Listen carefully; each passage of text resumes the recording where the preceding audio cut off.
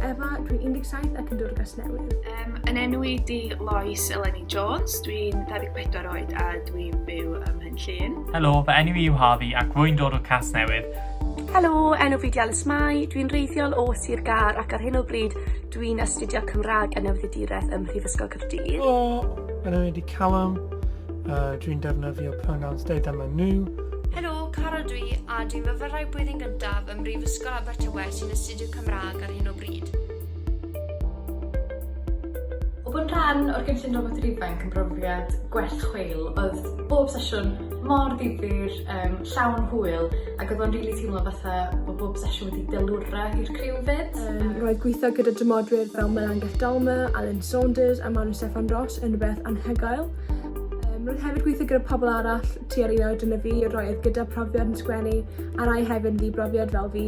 Yn rhywbeth diddorol iawn oedd yn golygu gen i safbwyntio lot fwy eang na dwi wedi ystyried o blaen, a oedd yn golygu o'n i gallu cael fwy o trafodaeth o ran beth ni moyn yn fy sgwennu yn hytrach na gwrando ar seminar.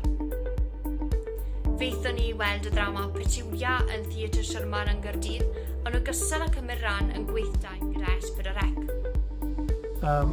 Oedd o'n really defnyddiol i cael y sesiynau gyda pobl o diwylliant a pobl sy'n ysgrifennu a clywed sut maen nhw'n gweithio a dim just gwrando i nhw siarad, ond oedd na sgwrs yna lle ni'n gallu gofyn cwestiynau a ateb cwestiynau oedd nhw'n rhoi at i ni fel ysgrifennwyr ifanc.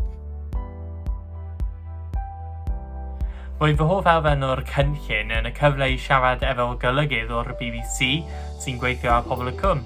Roedd ni'n cael sgript ac wedyn torri mas beth oedd ddim angen neu ddim yn neud synnwyr, ac oedd e'n rili ddiddorol i gweld sut cymaint o mewnbwn mae golygydd yn cael ar sgript teledu.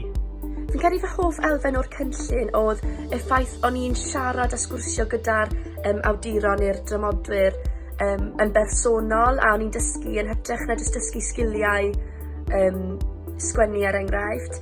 O'n i'n dysgu fyd am gorffennol a hanes a gyrfa yr unigolion yma. Hoff dan i fi, wel, oedd i wedi mwynhau sesiwn ar strwythau. Dwi'n ffeindio fo'n really diddorol sut mae pobl gwahanol yn edrych ar strwythau drama, a be dwi'n gallu cymryd o hynna a be dwi'n gallu taflu i ffwrdd. Dwi'n meddwl na'n hoff elfen o'r cynllun oedd dod i nabod pobl ifanc eraill sy'n mwynhau sgwennu ac efo'r un diddordebau, oedd hynny'n rili lyflu. So ie, nes i rili mwynhau hynny.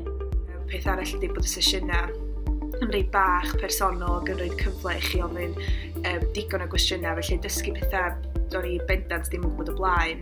Ella un enghraifft fedra feddwl am ydy faint o budget neu faint o bres fysa chi angen enghraifft i wneud pilot ar gyfer teledu. Jyst pethau fel yna, sa chi byth rili'n wybod fel arall. Mae'n gyfle gwych i gael holi a dysgu. Byddaf yn argymell y cynllun yma i unrhyw un sydd efo ddiddordeb yn sgwennu. Mae'n cyfle gwych i cwrdd a ddymodro proffesiynol, a mae'n cyfle addurchog i cael cipolog mewn i'r diwydiant o ysgrifennu. Yn fy mhrofiad i fel person ifanc yn ystod Covid ac yn ystod ysgol ar hyn o bryd, mae ffeindio amser i sgwennu wedi bod yn rhywbeth eitha heriol, ac felly roedd gwneud cynllun yma yn rhoi esgus i fi i ddechrau feddwl yn fwy creadigol eto, ac i ddechrau sgwennu yn fwy creadigol ac yn fwy eang eto hefyd. Mae'r cynllun yma yn agored i bawb, felly cymerwch y cyfle i ysgrifennu'r dramau yma a cymryd y cyfle i datblygu eich sgiliau ymhellach. Swn i bendant yn argymell i pwy bynnag sy'n yn sgwennu neu sy'n eisiau datblygu'r grefft o sgwennu gymryd rhan yn cynllun Dramodwyr ifanc. Mae ffordd gwych o ennill hyder. Cynllun yma yn gallu bod yn really defnyddiol i clywed lleisiau gwahanol a mynd allan a gofyn cwestiynau i nhw. Os mae rhywun eisiau gwneud y cwrs yma, dwi'n dweud peidio bod yn ofyn gofyn cwestiynau.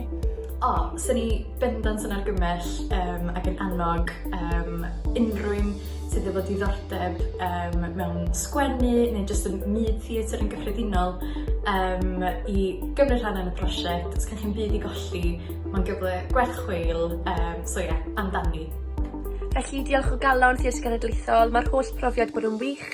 Dwi wedi joio pob eiliad a dwi'n edrych mlaen i weld beth sy'n dod yn y dyfodol gyda chi.